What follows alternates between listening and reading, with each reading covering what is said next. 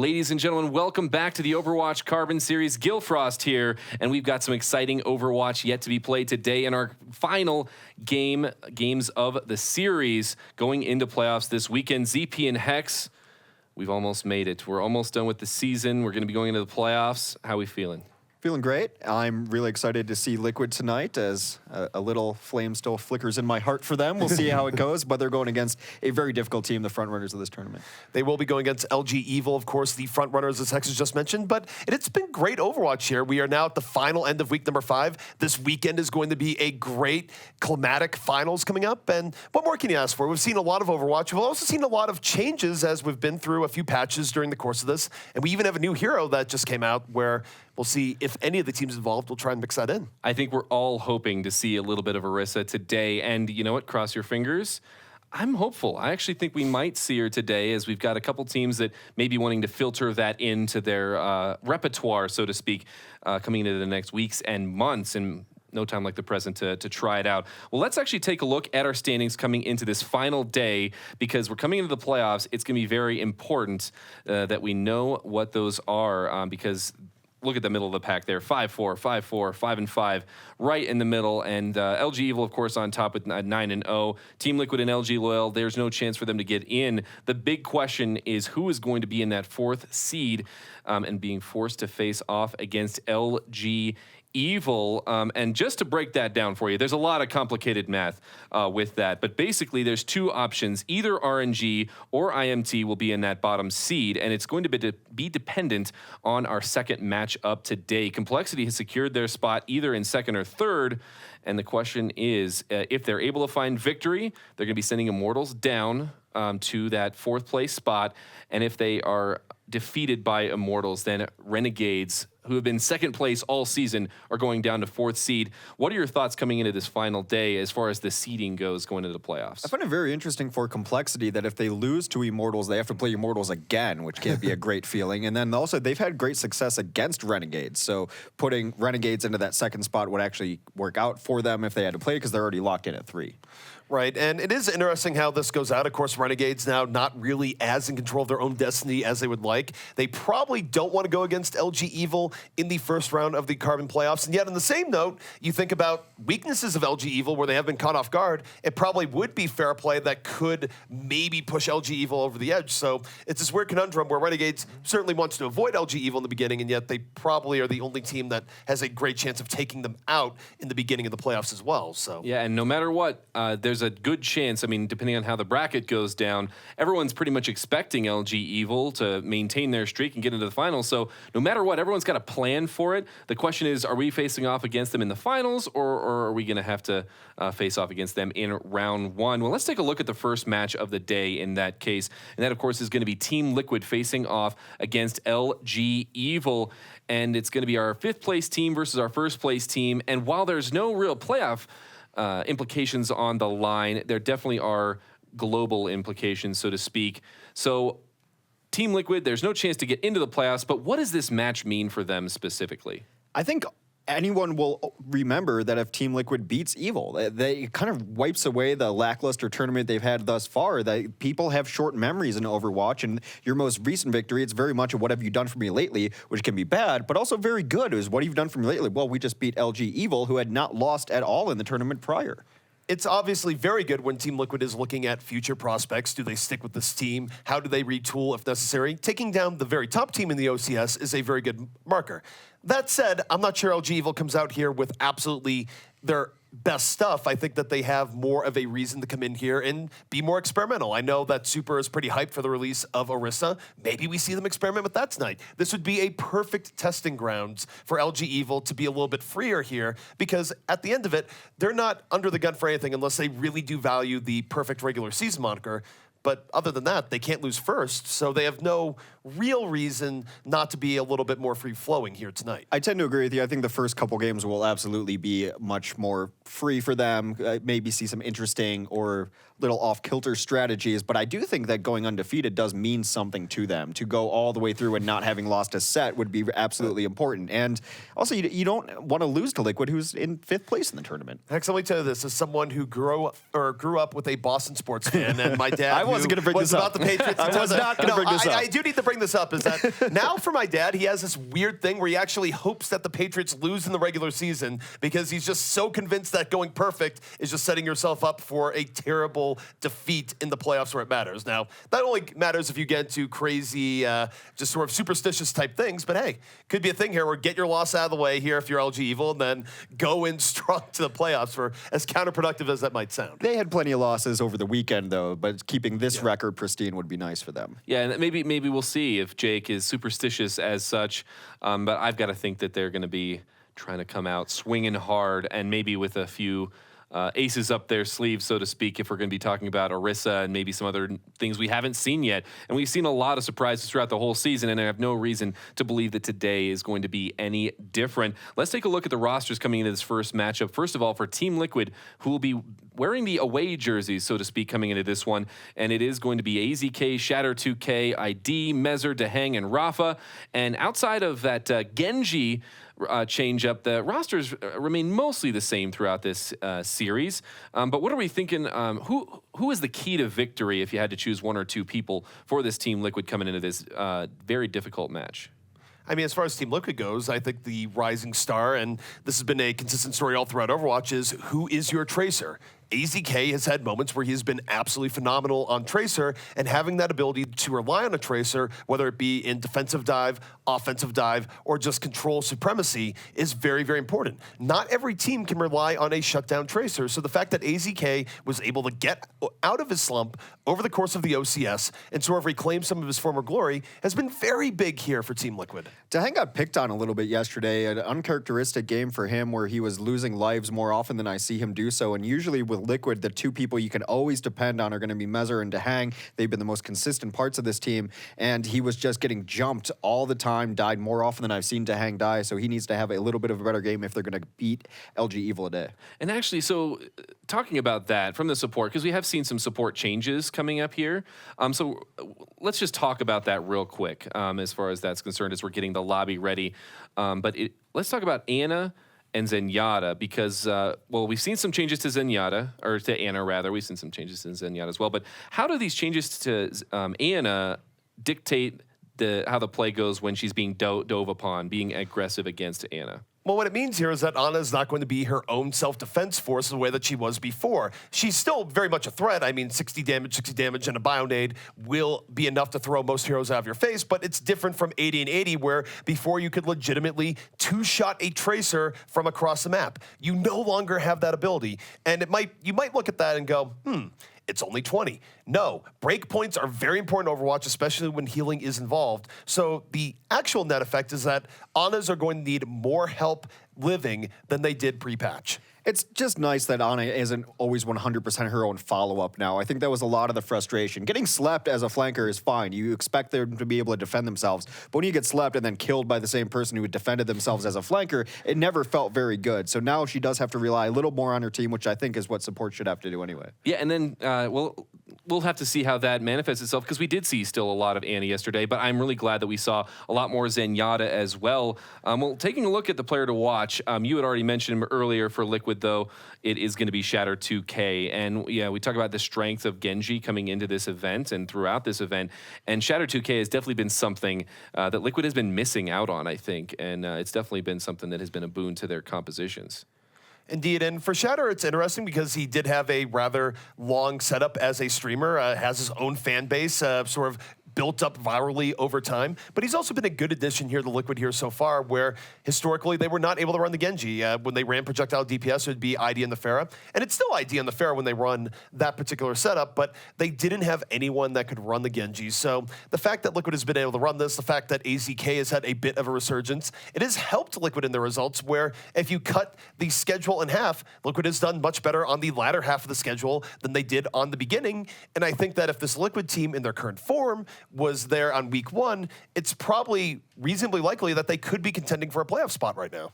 The nice thing about Shatter, too, is we know exactly what his Genji is. Genji's been great, but he is still on rung 1 of his other off-tanks and his flexes, but that's fine. Rung 1 only means he's not a liability. We don't have to call him out for he can't play this, he can't play that. But he's not having the moments where it's like, Shatter is a Genji and also this, and also being a Zarya and also having great lives there. Not quite there yet. We haven't seen a ton of him on it, but he's not costing his team anything when he has to flip off, and his Genji's worth it. Well, that does touch on an interesting debate in Overwatch right now in general, where historically the general idea is, oh, look at this team. Everyone's so versatile. They have so many options. Then you look at a team like Rogue that just steamrolls through people, effectively running the same composition the entire time. So for as much as people in the community at large, you certainly get it in your competitive games. I mean, whatever you want to say, go, wow, look at this one trick. Like, what are you doing? All you can play is this. We are seeing a trend in competition now where you get an entire team that is effectively one trick, and yet it works very, very well. Can't expect it to work between different patches and metas, but at the very least, if all you can play is a Genji right now, there's definitely a spot for you the way things are at the moment. Yeah, and as far as one-tricks go, a team that probably is not one-trick, we asked the question before, well, are they a one-trick four-tank team? They are not. It is going to be the former Hammer squad, now known as LG Evil, and they have shown a lot of flexibility. They've gone from 4 tanks to 4 DPS throughout the series of this events. Let's look at their roster real quick and take a look at some of the key players here. Jake, Train, Super Vol, Avast, and Rob 420. The question for Team Liquid was, what are your keys for success? If you're looking at LG Evil, who's been very strong, what are your keys for success coming out of them in this match? I think Vol is having nightmares about D.Va. He had a rough set of gravitons that did not end up existing, but the odd thing was his Zarya was so good outside of that, you almost even excused throwing away the most powerful ultimate in the game. Conversely, I also think Train is a very good D.Va, and as much credit as Jake gets, rightfully so. I always like to give Train credit because he keeps Jake alive in a lot of those situations. He's been a personal bodyguard. For me, if I had to look at one player here that I'm intrigued on, not only right now, but going into the future, the far future as well, Super is a very talented tank player. I think that at some point, and I don't know if Orisa is going to be the one that really pushes it over the edge, but at some point, the tank position in Overwatch is going to have a renaissance, similar to how supports had when Ana came in, and suddenly you needed a support that had high FPS skill in addition to good game sense. That hurt a lot of Mercy mains in the game. Reinhardt right now is still probably the primary anchor tank, as Blizzard would like to put it. But Super is interesting because he has such high FPS skill, in addition to his tanking ability, that I think the future is going to be very bright for him when you do see more Orisa-type heroes in that spot. And who knows, maybe we'll see him play Orisa here tonight. But I do like Super, both right now and his upside as a player going forward. That's a great point, too, because Super's other player or other hero that he plays when they run 4 DPS is a Tracer. And Orisa does have the tracking capabilities, the headshot capabilities to really utilize some of that skill. That's exactly what I was going to bring up is, you know, if you've got a tank, a Reinhardt who's coming out on Tracer and finding some degree of success, then I do feel pretty comfortable maybe putting you on someone like Orisa. And I think if we're betting men coming into this matchup, out of all 12 players, Super be the #1 we'd expect to be playing Orisa coming in today. And so keep your fingers crossed for that. The player to watch here for LG Evil is going to be Jake, though, coming in. And we're talking about leading with your strengths. He's the one they tend to pivot around for damage dealing.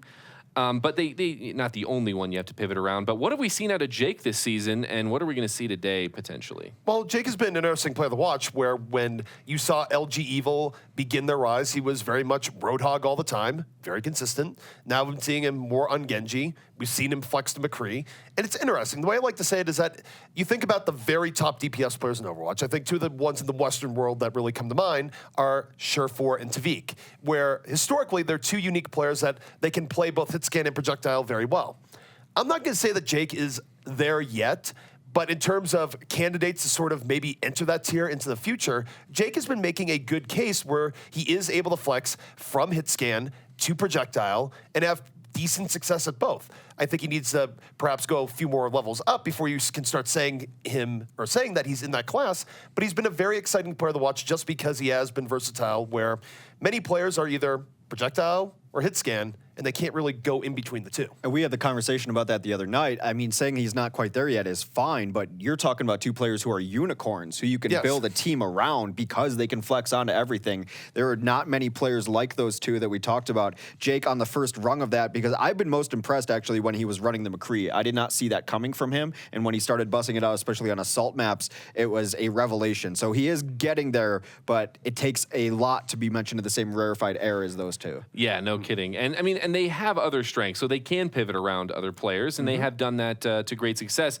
We do have our first map. It is going to be Hollywood, and this one chosen by LG Evil coming out here. And so my first question, and this might be a question I asked multiple times today for every single map, is what are the chances we see Orisa on Hollywood specifically? Who knows?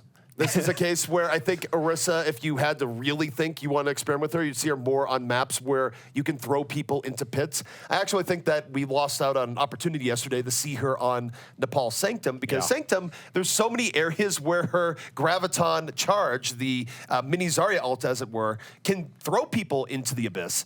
Hollywood, you don't really have those options, but you can use it to potentially throw people off rooftops if people are trying to get on top. And I don't know. I mean, I'd be curious to see how she does in, say, holding Cafe, where she can have her shield uptime at 100%. It should be interesting. Yeah, I'm also curious to see how she interacts on 2CP maps, especially Temple of Anubis second, as that's a closed quarters area where potentially even her ult could have some impact coming out there.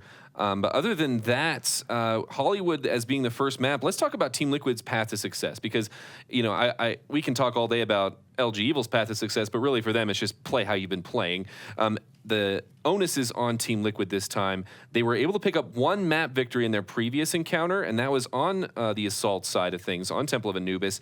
So coming into this one, where are you trying to find your victories for Team Liquid, and where are you maybe conceding a little bit? I think Hollywood could be good for them. It's a map that I've associated with Liquid for a long time. I always seem like they have good strategies here, especially taking first point. But I think you hit on it, that they have to win Assault. It's been a mode that they've been good on, and it's one of the only modes that LG Evil has struggled on. So if you don't take that map away, your chances of winning the series decrease. Right, and I will say this, though. LG Evil's gone far better at Assault than they were back in week one. I think it was very clear that LG Evil did not practice Assault, didn't really know what to think of it, but they've become far more competent as time has gone on. So for Team Liquid, I don't think you can really look at this as this is the Achilles heel of LG Evil. It might be one of their weaker spots, but it's no longer the glaring weakness that they once had.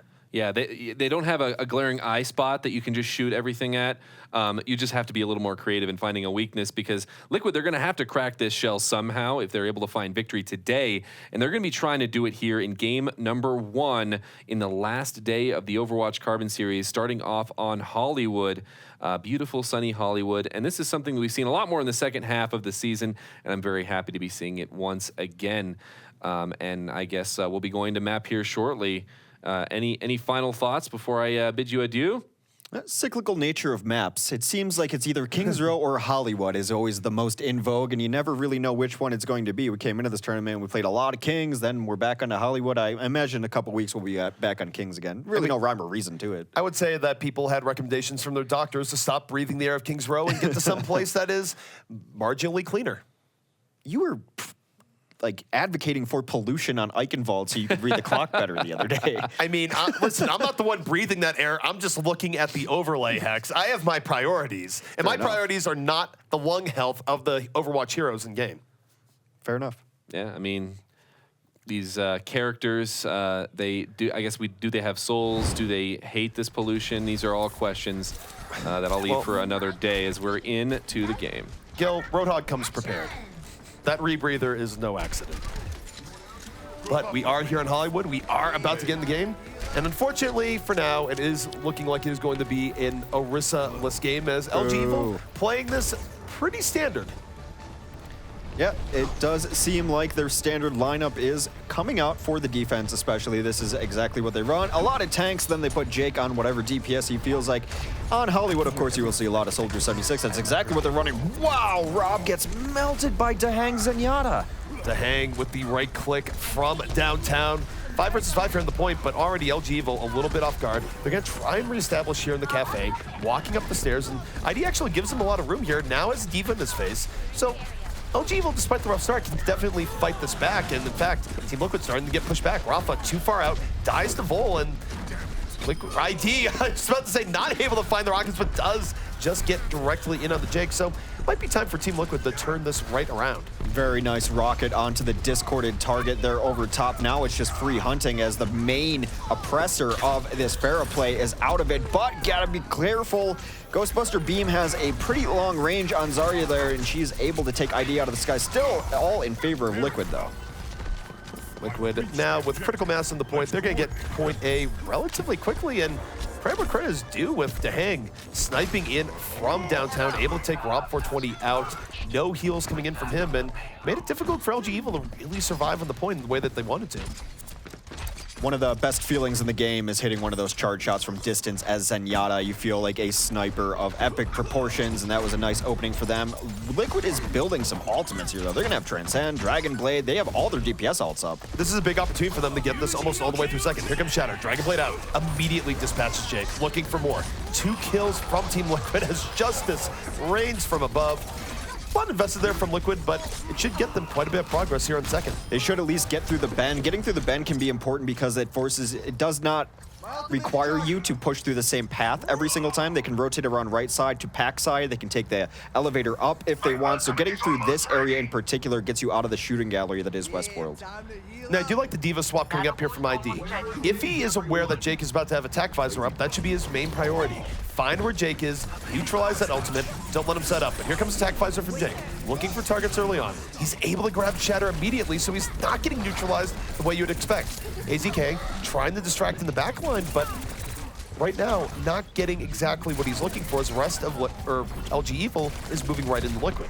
Yeah, Shatter being down ends up really hurting AZK's chances to get kills because they can prioritize him on the DPS, not as sneaky on the Tracer anymore when all the eyes are on you. The rest of Liquid will fall in short order as they continue to make changes. Shatter off of the Genji will go to Zarya instead. They do appear to be switching over to a tank-heavier composition. Mez is going to stay on the Winston, which I like, especially in this phase, because you want to be prepared to take rooftops if you have to. Taking rooftops is great, and also Mezar in general has been very good tank-wise. He's going back to the Reinhardt, but whatever Mezar feels like he needs to be on, I would very much give him credit for. One of the best tanks in the game, and oh, Jake melting down Rafa. Rafa caught off a little bit towards the back line. This is going to be 3 unanswered kills here by LG Evil.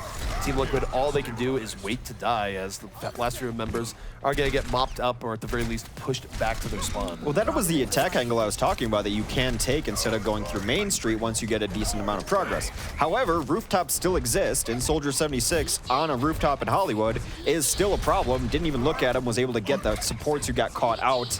And they're going to have to start sending someone up top at least to check if there's a soldier there, because you can't have what happened just happen again. Therman now holding on to the self-destruct. A lot of room here for this, and he's going to drop it right in. Lobs it near the point, doesn't get anything, but does cause Team Liquid to be a little bit scattered. Here comes Vol. Gets a hook on the AZK, 6v5 set up early on, and they're going to pile on here with the whole hog, just moving into Team Liquid. They force out the Transcend, and this is risky for Team Liquid because I don't think they had a great way of punishing right after that Transcendence. You sound skeptical, and you're correct to be so. I'm not sure exactly what the Transcendence does except keep you in the fight a little bit longer. Super will go down, and there is an Earth Shatter. The Earth Shatter's up, but Jake is still in over the top. This is hardly clean right now for Team Liquid. Jake still up here, finally does go down, so they do get through here, but they suffer a lot of casualties in the process, and respawns are going to be in here for LG Evil sooner than they might think. It's going to be up to Shatter here to really land a good graviton, stop the LG Evil reinforcements before they can get back out. Well, he's trying to do this double jump tactic where you launch a projectile up in the sky, then jump and jump again when it lands. Does not quite work out there. He's going to have this graviton up, though, looking for the right. Graviton connects. It's going to pick up 2 in the back line. Here comes self-destruct to the back line. 2 kills here from Team Liquid. But there's the Earth Shatter coming in from Super, knocks down 1. And LG Evil's bringing this right back. So, I mean, it started all right for Team Liquid, but not as decisive as they would have needed. And once again, it's a tank play from LG Evil that's able to bring this right back. Yeah, that broke my brain because I was not sure he was going to fire the grab, having been hit with a anti-heal. That scream is terrifying. It's absolutely terrifying, that scream. It will haunt me in my dreams. It's not even the scream, it's a crunch at the very end. Well, I mean, it's both. I guess. There's a sound effect as her back breaks against the wall, Hex. That is what is horrifying to me. We call that getting baned on. Jake will be up top here with the assault visor, has been prioritizing high ground all day, not going to be on the highest of roofs, now going to rotate around. It always makes me nervous when 76 do this, looking for giant flanks. He thinks better if it goes back to his team. Jake was looking for his own personal grim reality impression there, which sometimes works out, sometimes does not. And both teams effectively swapping sides here. The offense is the defense and vice versa, but it works out. The counter dive from Team Liquid takes down 3 immediately. And Jake not going to get a chance to get the tactical visor he's looking for because, frankly, everyone just dying far too fast. That could be the power of Transcendence powered dive, where it's difficult to get kills while that's going on. It also seems to throw teams off as well. Do I shoot at this? Do I not shoot at this? Am I helping them? Am I hurting them by this? So you have to just look at it and try to duck out of the damage. It can be an awkward ult, and especially not seeing a whole lot of Zenyatta. Some teams not very practiced against the Transcendent healing coming in. However, Liquid did have to use a lot there to get through. Mezer is about to have an Earth Shatter up. They could enter with a Sound Barrier if they like. They have a small window where they have it and the other team does not. Well, the Sound Barrier is going to have to really neutralize versus attack visor that's going to come out here from Jake. Jake, in over the top. This would be a great position to use it here. Just, yeah, Team Liquid's way too far out, and as a result, LG Evil going to push this far in. They're going to do this without necessarily best high ground positioning. They're just looking for an early pickoff, but Liquid is handling this well. They're backing off and looking for a hook of their own, and they do get that hook. Nice hook there. Here comes a Sound Barrier to initiate. Tahang starts it off by demeching Train. Mezer will get in on the action. A lot of kills coming for Liquid right now. Hog did come out from that side, and Tahang cleaning up Vol still towards the end. This is all Liquid. Liquid had a great retreat there, and then a hook let them be the counter-aggressors. It worked out very, very well in that situation, and that was a little bit weird what was going on there, but Jake, still alive. He's going to have to come in off the flank with attack visor, dropping in as Liquid goes through this overpass. So Jake's one to watch here and how he handles this. Can get the nano boost from Rob 420. There we go, Super leading the way into 4. They're already down ID, and Jake in a great position to clean this up. The Transcendence comes out, but it's not able to heal everyone at the same time. It's a little bit off, and very decisive here from LG Evil as they push Liquid back once more. And that's 15 seconds left. Yeah, that very well could be the last fight. Shatter was unable to get up to his Earth or to his Graviton for this next fight at 91%. If they get in now and get some progress on the card, perhaps he gets there, but they're a mile away, only 4 seconds left. Here comes ID. He blows attack visor very early, dodges the Earth Shatter, was a little bit away from it, but couldn't get slapped instead. One way or another, ID is hitting the ground. 3 kills here from LG Evil. AZK looking for last mode heroics, and he has 2, but that would have been a tall order even for AZK. So that is where the ride will end for our pampered Omnic executive inside that hover limo.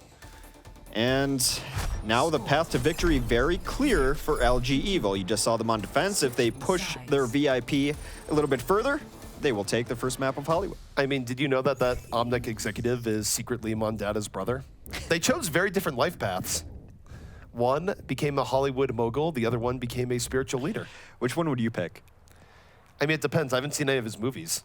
Very true. But that doesn't matter. I mean, I'm taking hover limo 9 times out of 10. He does have the license plate of I'm rich. Right. Although Mondada did have his secret stash of gold in Nepal. So You really completely made that up. Am I making it up? The world may never know. Someone dig into the map editor somewhere, get into the hex code of these maps and tell me that there's no gold. I need to ruin ZP's dreams. Well, dreams already been ruined, as we thought Evil would be bringing out Orisa. They did not. We had inside information that they might play Orisa. We were toyed with, even outside of our broadcast days, still getting trolled. Well, he is showing the Orisa right now, which is more believable that he would be on it other than Vol. The rest of the composition somewhat looks realistic. Not so much Train on the Bastion, but I want to believe, and it's actually fitting that I want to believe because the camera was showing aliens there for just a moment. Train on the Bastion behind the shield that Super is going to drop. Seems like it could work. A little bit. I mean, yeah. I'm just waiting here. I'm ready to have my heart broken. My heart was just in tatters for most of yesterday. Chivanel did play Orisa for a moment and then got earth shattered and charged to his death. So didn't quite work out, but he does hold the honor of being the first Orisa. Well, Liquid, oddly enough, is pulling out a Hammers, now LG Evil defense. This is what they like to run. A Torb in the back lines there. They will put Mezzer probably in front of that. And a lot of tanks on the field for this Liquid defense, except for ID. ID is going to be on a 76. Kind of hope Super gets smashed against the wall by Mezzer for that. Toying with my heart. But LG Evil coming in, not really wasting a whole lot of time, and yet they start getting poked down and they back out. They didn't like the way that was going down. They're going to let Super recharge a shield. Instead, they're going to be coming up on the opposite side through this back alley. I think they peeked the turret and realized that this is the angle they would prefer to come in on and attack on. You don't want to be that far away from the turret and just be eating all that free damage. They will take down the turret as they switch positions with Liquid here. The turret is down. They have Train going into the cafe. So slowly but surely, they are starting to push Liquid off this point. It is a poke war between both teams. Super starting to get very low and gets healed up at the last moment. Rob 420 keeping Super up when it matters most, and he's going to take down AZK as a result. That was a great Bionade fall through by Rob 420, and you look at the difference here. Super gets that kill, leads to snowballing as every kill now going the way of LG Evil. Vol with the cleanup duty. Train in the back lines is going to find a Torb and put him down as well. A late Reinhardt comes in, donates his health pool to the alt fund of LG Evil as they spotted the turret, rotated onto it. I mean, the problem with running a defense that the team runs all the time is they're also very familiar on how to attack it. They know its weak spots better than anyone else. LG Evil also was able to pick up a lot of ult percentages there as Liquid dove in late, nearly going to have all 6 ultimates up for the Westworld phase of Hollywood. Vol now holding on to that Graviton. And this is where momentum can make a big difference here. There's no Nanovisor up here yet for Team Liquid, though they would certainly love to have one. Well, actually very charged up. He's going to drop the Graviton. Picks it 3. He is his own fall through as he takes down 2. Train adding a little bit of explosive spice towards the end. Really good play from Vol here, and that Graviton not getting thrown into a Diva's Maw. Was not, so already some improvement there. I mean, we're just kind of razzing Vol at this point. As I mentioned, even when he was chucking grabs in there, it was almost excusable for how well his Zarya was playing everything else. They do use ults there, but Earth Shatter and Tactical Visor still ready here for LG Evil. Shatter, this is one of the questions we have on him. How can he excel at things that are not Genji? He can play them, but has he had giant moments on them? Trying to set one up now. Jake looking for the Tac Visor, and he just gets slapped. Goodbye. Did not have that Trank in his sights, but Mezzer dropping the Earth Shatter, coming in off the flank. That's going to let them fish off the rest of LG Evil, and unfortunately, LG Evil did not have Jake's damage contribution there because of a well-placed start from Dehang. Dehang with a beautiful dart. This is going to be a staggered Diva yet again. She's going to get just unceremoniously shot down. They didn't charge there because I don't think Mez wanted to find himself out of position. Always know where your backstop is, and his backstop would have been in the midst of the enemy team. As we reset here, Shatter still holding on to his ultimate, as is ID. Tactical Visor. It'd be interesting to see if he tries to rotate up top on these elevators. So, LG Evil still have plenty of time here, 3.5 minutes to get to second. Shatter diving in, able to find Jake very early on there. And that's going to make things far, far harder for the side of LG Evil. They won't have that 76 damage, and I think they're just backing this up. They know they can't do it without Jake. Doing a great job of controlling the rooftops here. I like that Shatter is rotating around, and then every time they see 76, he just jumps on him. Yeah, this is the changeup I was expecting, because with the Diva constantly in your face, 76 can get nothing. At least Genji can avoid it, so Jake switches onto that hero instead. Self-destruct in over the top. 5 versus 5 here on the point. Shadow self-destruct does take down Super, so both teams down to Reinhardt. ID with the Tac Visor, diving in. Doesn't get really anything from that Tac Visor, so somewhat of a boon here from LG Evil. Still though, Jake is down, and the rest of Team Liquid still looking to flank in rather deeply here. Backlines is AZK trying to get something done, but he gets burned down very quickly with a combination of a couple. Beautiful grab comes in, and now the cleanup again is going to be Vol on his own. Gets a lot of people low, no finishes though. Vol has been the backbone of LG Evil here in this map here so far. Very great individual Zarya play, good ultimates, high contribution, 100% energy. That is the momentum that LG Evil needed to get things going, and pretty good reset for them here as well. They don't quite have the heroes to take advantage of high ground as Liquid comes back out here, but that's fine. Liquid, as far as they're coming out with here, they're actually going to swap off the 76 to a Roadhog of all things. Probably looking for an answer for Jake. Hook will put him down and at least get deflect onto cooldowns. Another fight will commence before we get to second point. Here comes a Blade. As soon as Hook misses, the Blade comes out. This is a great opportunity for Jake. Gets booped back though, and now not stuck with great situation as he's knocked right to the ground by Mezar. Still though, Shatter going to be knocked out of that mech. 5 versus 5. Team Liquid starting to fight this back. Vol is out of the fight, so it's got to be someone else that brings us back in. It's looking like that is not going to be the case this time around. It's going to be difficult. Now they've put themselves in the jail and will end up facing execution in there. Jake has gotten back into this fight. He's in here. He's going to bust out a Blade 1v5. It's working. He has 3 here so far, but that's where it ends. Probably not the best Blade in Super.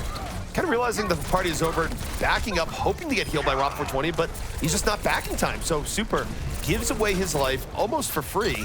Team Liquid gonna get a great period here to reestablish, and Hex, we're down to the final minute.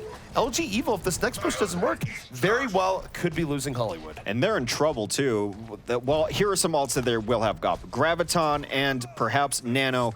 Super might get there. This is a time where you might want to Nano boost Super so that he gets a couple swings through and ends a fight with Earthshatter, but a lot is gonna be on Vol here. Pulse Bomb coming out early on. Perfect Super time, getting focused on, but the shield stops it. There's the Graviton by Vol and the follow through immediately there. Jake and Train just cleaving right through. Get the self-destruct coming out here late into the fight. Does not connect. And LG Evil very much winning here on the numbers. You do have AZK still up and around, but very little a Lone Tracer is going to do there, especially with Pulse Bomb not up and ready. So this should be LG Evil taking the second point, and not the fastest time, but still enough time to beat what Liquid has done if Liquid does not win the next 2 fights. There was no clearer signal to Graviton than what you saw right there. Shatter just blew by the Zarya, looking to get aggressive onto that fight, and once that Diva's out of it, Zarya has no worries. You saw immediately he just dropped the Grav. Payload moving through that final door. Super holding on to the Earthshatter, waiting for his opportunity. Mezar not an easy Reinhardt to Earthshatter through, that much is for sure. Right now, they're just waiting. They're about to break the shield. As soon as the shield breaks, you gotta think Earthshadow is coming in here. But the Pulse Bomb to the back, down goes Super. He's not gonna get that opportunity. They will end up holding those ultimates as Rob had gone down before that fight really started. Losing your Ana as the first pick in a fight, never a great sign that the fight's gonna go your way. Actually kind of merciful there that Liquid ended up killing everyone else so that they didn't waste ultimates. Still Earthshatter up. Train is going to switch over to a Roadhog of his own right now, looking for those entry picks. The scary thing here is that Vol already almost has another Graviton up. His ability to build charge in this game has been huge. Mezar drops the Earthshatter, knocks down 2, and smashes Super against the wall here once more. Jake actually going to try and bring this back to the Dragon Blade, and it's going to neutralize against Sound Bearer. Both teams Sound Bearer, the Graviton is in. Very late re-engage, but it works out for LG Evil. They take down 4 off of that back and forth. And Team Liquid not only loses the fight, but they also lose their Sound Barrier as well. The reactive Sound Barrier came up because they had already committed to using Graviton there, and when the other team is going to Sound Barrier, you need to at least stay alive to see that through. They do exactly that. Super still holding on to this Earthshatter. It's been a point of contention with him at some time, but lucky to have it here in what will be the final fight. 15 seconds left remaining. Super still holding on to Earthshatter. Could be the difference maker. You're going to be seeing Shatter deep dive in with that Nano Diva. Pulse Bomb comes out. Super still alive. Rob 420 keeping him in the fight. Train has fallen. 6v5. Earthshatter lands directly in the Mezar's shield. Not what Super is looking for here. And Mezar showing him what an Earthshatter should look like as he knocks down 3 and rolls into the backline of LG Evil. Hex, Team Liquid might have this. It does appear so, barring some heroics from Jake, but the blade comes out. Jake goes down just after that. Tracer is still going to keep this cart alive for the moment, but Train will finally fall. The wick burns quick here in overtime, and Team Liquid has taken 1 map off of Luminosity Gaming's Evil team. Team Liquid, where was this a few weeks ago? Team Liquid. I mean, I think this is just really at this point to hype up their fans for the next tournament and then break their hearts once more. Team Liquid is just a team where they give you so much hope and then they take it all away. But at least right now in this map, it was a very good showing for Team Liquid. All in all, I'd say probably a little bit of a weaker game for LG Evil for almost everyone except Vol. Yes. Definitely had a very good game. Everyone except Vol. Jake in particular, there were some moments there busting out ults, lades that he did not need to use, and then the rest of the team ended up following his example. I think about the prison time he came in, the fight was over, brought out Dragon Blade to try to bring it back, and then Super came into the fight thinking Jake was going to be there, then Super died, and it was his very bad stagger. It seems like they were overextending themselves because, Jake had just Dragon Bladed earlier. It was a 4v1, and he did manage to get at least one of those final kills with that final blade, but it's like no one to just let go. And maybe this is them just trying to flex their muscles a little bit, expand their horizons, so to speak. But yeah, let's talk about Vol for a second because he played an amazing Zarya. He played Roadhog earlier on as well, and I was just curious. We've seen him play a couple different things. I would say those are probably his two best heroes. But where does he sit compared to the other Roadhogs in the field and the other Zaryas in the field? I think he's a very good Zarya outside of the ultimates. Now, he just had a very, very bad day the other day. He threw Gravitons into Diva defense matrices all day, wasn't getting any value, and even when they weren't getting eaten up, he was getting 0 people in a Graviton, which is almost difficult to do. You'd have a hard time getting 0 people in a Graviton if it's anywhere near a fight. But also during that day, he was getting charge up. He was fully charged. He was melting people down, and he was, I mean, the reason he gave away so many Gravitons is because he had Gravitons nearly every fight. Indeed, and I will say this, and just thinking about Vol in a bigger sort of more meta sense here, going throughout the scene, I do think there might be some truth to the idea that Zaryas look better the worse their team is doing. Yes. I think that for Vol, maybe he looked weaker back in the earlier weeks because the rest of LG Evil was so dominant. This was clearly a little bit of a weaker day for the rest of LG Evil, except for Vol, who is looking great. Because the thing is that if your team is getting out-initiated on or the fight is dragging on where you're at a disadvantage, you are more likely to get more charge up on your Zarya shields and thus more likely to suddenly have a Zarya lighting up the kill feed. So Vol's sort of interesting, but I would say that no matter how you want to slice it, he did have a very good game there, especially on Zarya fundamentals of just good shields, getting charge off those shields, and converting kills immediately thereafter. Yeah, you almost want to take a back seat at that point. You want the rest of your team to just be carrying you at that point. And then you can be a little bit of that counterbalance, but it wasn't enough of a balance to able to pick up victory there. And talking about Team Liquid, this is part of their path to victory is, winning this one. Now we're going on to Temple of Anubis is going to be our second map. And this is another one of those maps that they have to win. What are we thinking coming into Anubis from these teams, especially after the performance that we just saw? Liquid has looked very good on Anubis. They run a Widowmaker out of the gate. I think their strategy on last to bring in Reaper has worked well for them in the past. And overall, I think one of the reasons they've become better, and this is something that we've hit on all throughout the tournament, is that Shatter's Genji is a great closeout hero to be able to take Anubis last. I think for Anubis right now that the odds that LG Evil would be treating us with an Orisa might be going down just because instead of having an extra game to work with here, they are now down a game, which means they're probably going to be less willing to experiment, even though they cannot lose their first place seeding. So I'm a little bit sad over the results of the last map, just because I will do or say anything to see Orisa get played. I am a champion of the people for this right now. Champion of the people. Yes. And our Twitch chat, corroborate that, please. No, but in that case, one thing that we probably will see, we've seen it in that last map as well as before, is Zenyatta. And one thing that I saw with Zenyatta, you talked about it before the match with Dehang, as far as he just was dying early yesterday a lot. And we talked about how Anna, well, you're not so much of a one-man team there in the back being able to deal with everyone. On the other side of things, if you're playing Zenyatta, he's been recently described as like a walking headshot waiting to happen. Yeah. So where do you live if you're, or I guess how do you play differently around Zenyatta to keep him alive? I mean, technically you want your other support back there at the very least, but that's not how Liquid plays on the Lucio a lot of the time. And even that sometimes isn't enough peel. All you have is the one shot, the boop to knock back a Winston if he jumps on you. You need a DPS back there to present the threat of killing a Winston with a Discord and someone else. So Zen can be in that weird area, but oftentimes you'll see a team run a Zen and they're just not getting jumped on because there's enough pressure up front. There's a really weird balance of, do we keep people with him in case we get jumped on, or do we not let them jump on by playing aggressive up front? Right. I mean, if you have the best offense, sometimes is also the best defense in Yeah. dealing with those situations. But if you're looking for a more balanced approach, I mean, one of the very clear ways of keeping a Zenyatta alive is having your Zarya be a little bit less aggressive with the shields, where maybe you don't throw the shield on a Genji that's dashing into the front. You save the shield for the Zen that's in the back because it's going to help him live when he gets dove upon. Because the problem that Zen has is that his main defense is actually killing people that are getting in and on him. So if you have 2-3 people diving the Zen at the same time, most of the time he's not going to live. And we actually saw a bit of that yesterday when looking at different teams where, of course, Hedan was getting dived on by Winston almost 24/7. It was very difficult for him to leave. Yeah, and I was going to say, it also depends on what is coming at you. Do you have a Tracer trying to kill you the whole time? Are you going up against a Pharah or maybe a Winston that's going to be diving in on you? And alongside the factors, of course, who's on your team and what resources are you using to save you yourself or aggress on the opponents? Well, we are seeing the tease here from Mezer this time, actually, as we're going to be going into Temple of Anubis. And since you can't see it, And you probably have guessed already, but he is teasing that Orisa. Well, right now, I think what I'm expecting to see, I don't have Super's point of view at the moment, but I'm assuming he went Orisa and then he's going to dive back to his base and change just because he enjoys my tears. And that is exactly what happened. Super, I hope those tears are absolutely delicious because they are absolutely flowing right now. I mean, it's the long con, right? Super went out of his way to tell us, hey, you might see some Orisa tomorrow. Like, went out of his way to find us and let us know that it's very possible we run Orisa tomorrow. Super, you are making enemies today. I just want you to know. People came to this chat really hyped to see some Orisa, and all you're doing is teasing them. You're teasing me. What are you doing with your life?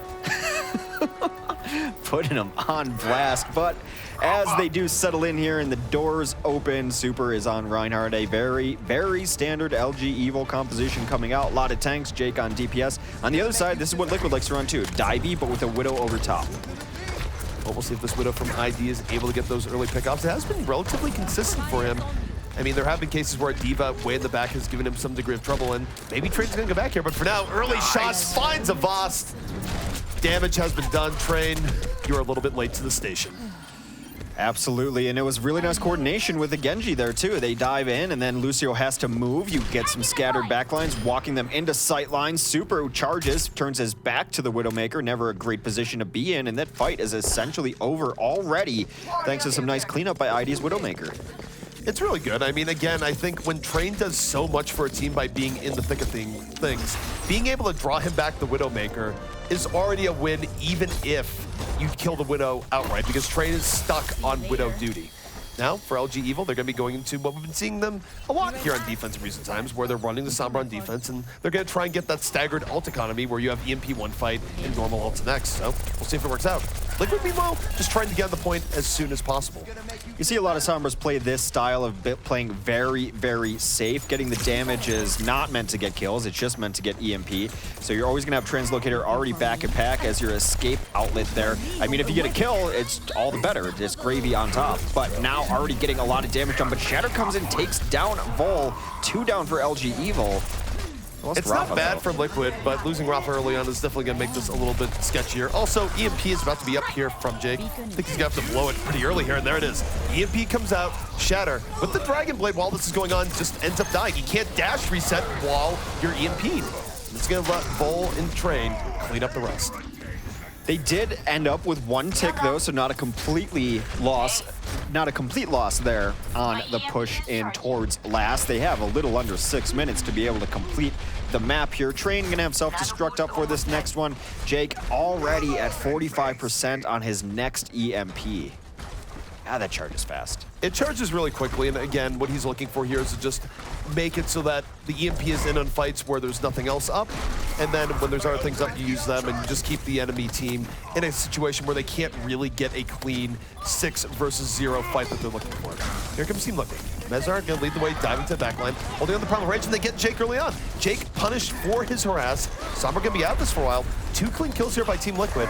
And this is something they're going to be all in on. We'll see if Super can bring it back with Earth Shatter, but it's not a bad start here from TL. Well, self-destruct happened. 2 tanks on the point now for LG Evil. They were trying to knock them off of the point. D.Va is taking a lot of damage. Those are some kills that are very crucial, though. They will bring it back. Mezar and Rafa down. Only 4 alive for Liquid as this push continues. Another EMP comes down as a hacked Ana there goes down. The problem with these EMPs are not happening at the beginning of the fight. They're happening when you're staggered, and they're way less effective in this situation. The Graviton keeps them off, and that's going to be Team Liquid with a very quick cap of point B. But more to that last point, EMPs are great when it's 6v6. You have everyone up, and then everyone else on the other team can't use abilities anymore. They're far less great when you have maybe 3 teammates up, you throw the EMP, and you're still at a numerical disadvantage. Numerical disadvantage and, straight up weapon disadvantage too. Sombra's primary, not her best asset there. So say you EMP a Tracer, great, she can't blink anymore, but she's gonna straight up have better damage output.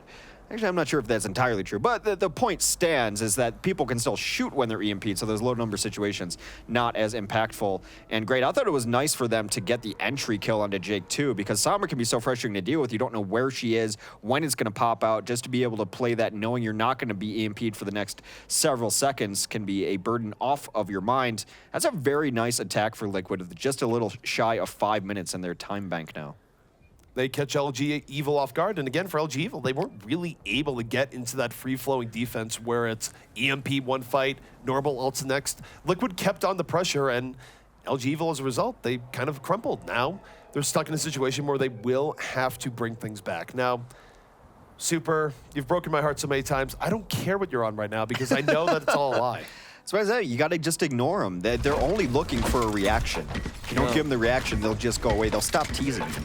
But I also need to give the people a voice here, Hex, where everyone else is also looking at Marissa.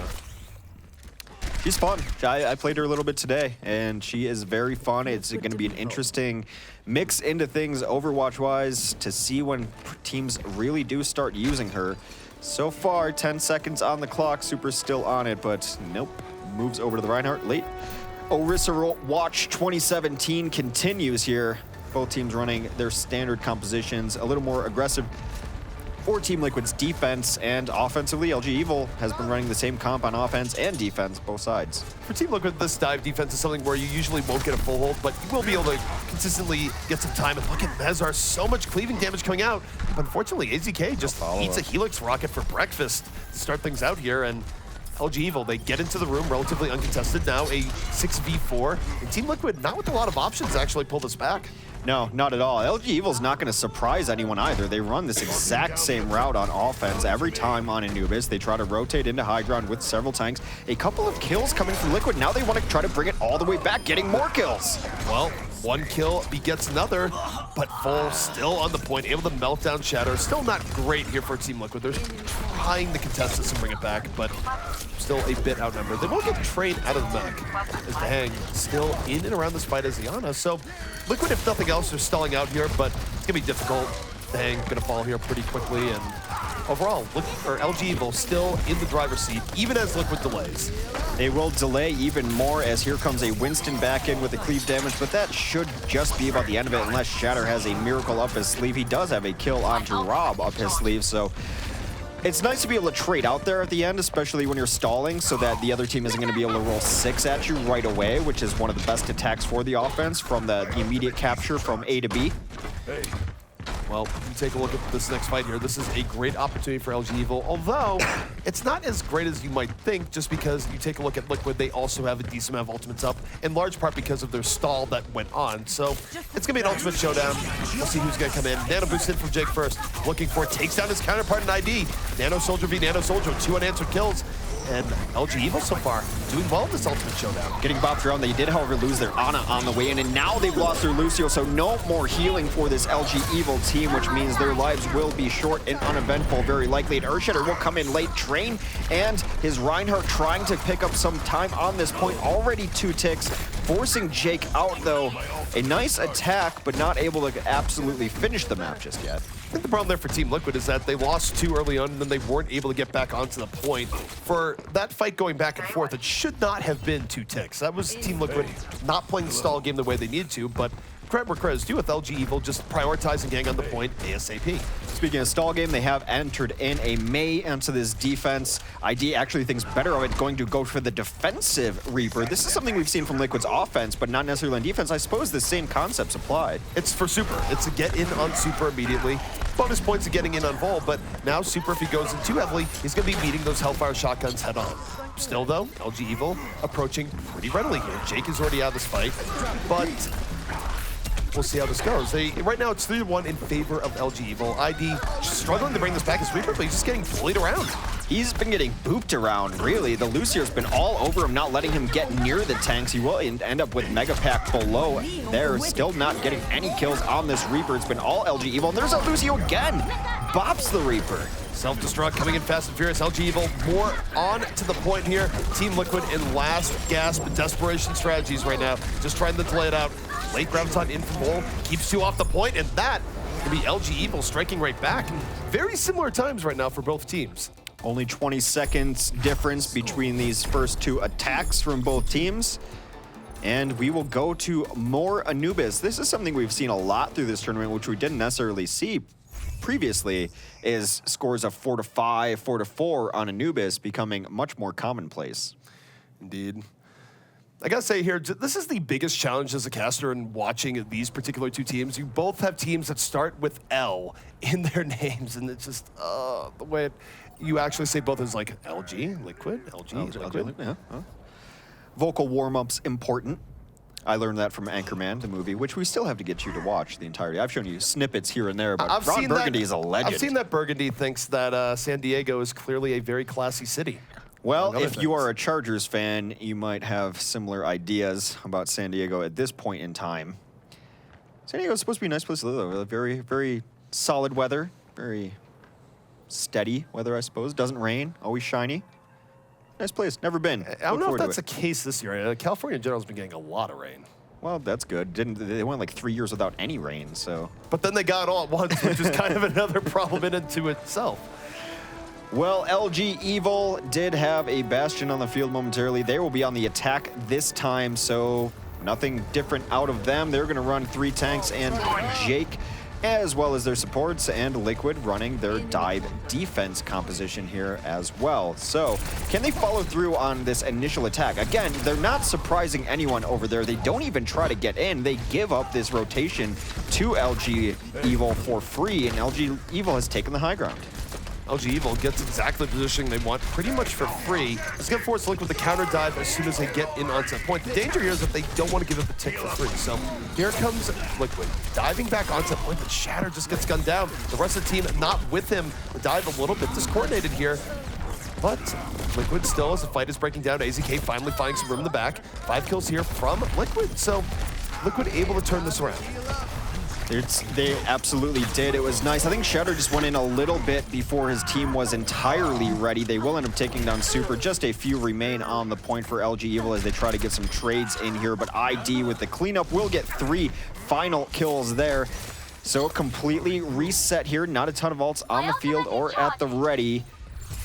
I just don't know that I like giving up all the ground they gave, but clearly that was their plan so that they knew exactly where they were and they could fight them out in the open. They could dive in onto the open platform. It worked out in the end. I mean, it was very low margin for error, but they also don't give up a single tick. So the dive defensive Liquid going to work out the first time, and it doesn't really look like they're that interested in getting on LG Evil until they're on the open. And you look at Mezar, well positioned. He's going to leap onto back, looking for the dive damage and the cleave. Pulse Pump comes in from ACK. Does not connect. So they're down Shatter early on onto this, 5 versus 5, but hey, look at that over the top. ID, the tactical visor, taking down 3. Beautiful defense there. Nice jump early on from Mez to really make that fight happen. The pulse bomb was so close to sticking. I actually thought he had hit it right there, but it does not matter as over the top comes ID. Has to use tactical visor as the only small knock you can make on that fight, but the positioning has been very good here for Liquid on their defense. That's the first 2 minutes, all for not 2.5 minutes left for LG Evil to extend this map. Now you take a look at Shatter holding on to the Dragon Blade. He can use this to clear out these tight areas where normally Liquid's putting in, and oh, Shatter takes too much damage going in. He's immediately gunned down by Jake. Jake gonna force out the Primal Rage from Mezar. Mezar right now just trying to delay things out a little bit. They're gonna have to win this back without Shatter, which means that it's gonna be up to AZK to really get to the back and open this up. ID still at the top, not too much on him right here. Liquid still at a disadvantage. Is Jake mowing down the remaining members of Liquid here and on the point. Not a great position here for ID, as he's gonna have to back up a bit. No, this is over. They lost both of their supports very early in that fight, did Team Liquid. So this will be LG Evil eventually taking it back after they clean up the remainders on the point. Here comes Shatter just to die yet again. Eats a mid-air Helix Rocket. And regardless of that death right there, Shatter died first in each of those 3 fights that happened. Have to be a little more careful on the Genji. Yes, it is a dive composition. You're going to be vulnerable as a Genji. I think a lot of that is Vol. You can't deflect that beam, and Vol has some great tracking on Zarya. Well, for Vol, he does have Graviton up for this next fight for LG Evil. This would be a great time to just pile on here. See how Liquid actually holds on the point, but Vol moving in, looking for that Graviton. Just gonna drop it and picks up 3. It's a very nice Graviton right on the pillar. Sound Barrier that comes out from Liquid, gonna answer that Graviton in turn. Shatter with the Dragon Blade on the 420. So 5 versus 5 here as it's breaking down a little bit more. AZK looking for a bit of Roadhog shenanigans in the back, but it's Jake with the finishing tac visor, just going to flush Team Liquid right off this point. AZK still alive, somehow took a breather halfway through that fight. He will get cleaned up eventually. It is all LG Evil here. The boosted Reinhardt comes out, and he's going to stall for a little bit. but eventually Mezzer will fall. The Diva coming in now. The stall has been good. They haven't even gotten a tick yet. The stall has been interesting here so far from Team Liquid, where it was looking like they're going to get them off the point, but no, Jake back in at Tactical Visor, taking down 2, looking for a little bit more. LG Evil flooding back in, and that is going to be a retake for LG Evil, so comes right back. Still time on the clock for them as well. 47 seconds remain in their time bank. And just like yesterday, defense is having a rough time on Anubis. It does appear the assault changes have made last much easier to take. Just overall, in general, maybe not the sweeping changes everyone wanted, but it seems like we are definitely getting more offensive power on assault maps. It is interesting. I mean, I do think that the respawn change definitely gave that a little bit more, where normally Liquid would have been able to bring that back. But Liquid also had a great moment there off of the Graviton with the Dragon Blade. It's somewhat surprising that they weren't able to bring that back. LG Evil stayed in for just the right amount of time, I suppose. Right, and this is where questions about Shatter do come up, because if they're running 3 tanks, 4 tanks, Genji is not always that great against it, although Shatter is close to having the transcendent Genji where you can run it anyway. It has not been a great map for him, to say the least. He has gone down way too early in a lot of these fights. That dive composition maybe not perfect for him right now. We'll see what they want to do on attack here, and attack Liquid Anubis, that means we will very likely see some Widowmaker. Widowmaker coming out here from ID, and why not? He had a great opening on Widow the first time around, and he's been consistent on it the entire time. So I think the question here is, how is LG Evil going to deal with it? I think Train was a little bit late to actually dealing with ID the last time. Probably going to put more of a priority on it this time. Very likely. We'll see what ID can get going here. And as you mentioned, but even if he takes Train out of the fight towards him, it's already can be considered a victory. Train's so crucial to keeping the rest of his team alive, and they will try to get early shots onto Train to make him a little more fearful of going after ID, who's trying to get some damage in, and the Jets are on cooldown. They dive him. Mezzer already down on the front lines, too. Well, he's getting double dived here. Not only was Diva in, but so was Jake. Jake ends up dying for this dive. Now, the rest of LG Evil still very much healthy, but ID going to have great sightlines here in just a moment, and Train's gonna have to make the decision on whether or not he really wants to deep dive onto ID here. If he does, he's gonna remove himself from the fight. It's been pretty good positioning so far for Evil to stay out of these sightlines, not getting proper targets for ID. He will get jumped on, and Train now jumped on in return. Train demacked and deleted. They were just waiting for him. They knew that Train couldn't resist getting in on ID. Now Train is out of the fight, period, and ID free to roam here. No, he draws another one back, but while they're drawing him back, the point is just getting taken by Liquid for free.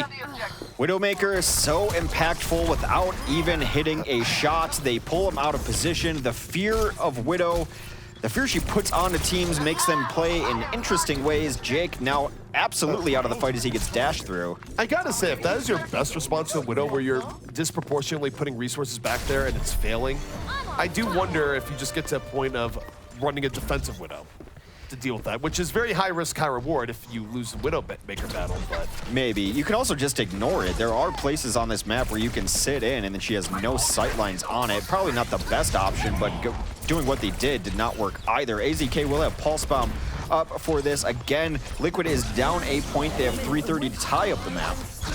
Jake right now looking for an early opportunity. Meanwhile, look at picking up 2, now 3 kills on the point. Jake already out of it. And Bull certainly not going to be able to live in there as well. It's a quick strike from Team Liquid that is paying very heavy dividends right now. Ultimate advantage, no small part of that. And they still have a sound barrier they can throw in onto this fight, Hex. Shatter had a great opening there. He ended up picking up 3 to really start off this fight to get this great initiation for Liquid. Now over the top sound barrier. ID looking for these rockets. Farah can be so good. Time to kill so minimal with her. Trying to get more damage done. ID over the top. Jake comes into the Dragon Blade. Will take down to Hang. It's the only kill he gets before Raffle puts him down. 4 kills coming in here from Team Liquid. The sound barrier did help keep them alive through that last defensive respawn wave. They're almost there. 2 ticks here from Team Liquid. And very close now to evening this up 4-4. They just need the tiniest of measures of Shatter. Back and forth on the point. Picks up 3. Make it 4. Dash resets for days. We still have plenty of Nubis still left to play here, Hex. I think Liquid is in a very good position here. They have 90 more seconds, and this is very likely going to come down to a single point. Yes, either they are going to get first, and then Liquid's going to have a chance to take it back with their attack, and then maybe second. I think it's very possible that Liquid defends this first, and then they'll have 2.5 minutes to take it. Very likely. I mean, if you you do look at the time difference here between the two teams, this is where LG Evil being behind in time is going to hurt them a little bit because, yes, they can get on point A quickly, but they're going to... It's interesting. This is where you take a look at LG Evil. They're not going to have quite as much time to work with here because overall, maybe they take point A again, but the idea that they take point B as well in this 1 minute time, Right. almost impossible, though not technically impossible. Not technically impossible at all. And we'll see what they want to run here on their offense. They've been running the same composition all evening. They've been running 3 tanks and Jake on a DPS as well. And Liquid has run the same defense all night too. So I do think that Liquid has the advantage. Well, I mean, obviously they have the advantage, but this was a map that we thought they'd have an advantage on anyway. They've looked so strong on Anubis lately. They've put the dive comp together to great use. And we'll see how it goes. We are 4-4, probably going to rotate into a 4-5 at some point in time. And 1 minute for LG Evil to make this attack count. LG Evil on what should be their final attack here. Every kill going to be very important moving forward. And they're taking the left approach this time, not going on the high ground that they usually go on. Instead, just mixing it up a little bit. Staying very much close together in this, not going for anything crazy, but here comes the Liquid dive. Catches him off guard from the back. Mezar and Shatter opening the way. Shatter right now looking for this extra kill here on the Jake. Jake just gonna run away, but they've already done a lot of damage to this push. Now, 4v4 though, so LG Evil might start reinforcing here in a moment. It is closer than Liquid would like. Time-wise, down to the final 20 seconds. Losing the entry there was really tough. Jake will go down late. So will Train, who's actually probably being staggered right now if they can manage it. He is desuited. Super also out of it. Time for one last push. They will be able to touch the point. AZK will have a pulse bomb up in this fight. He could end it.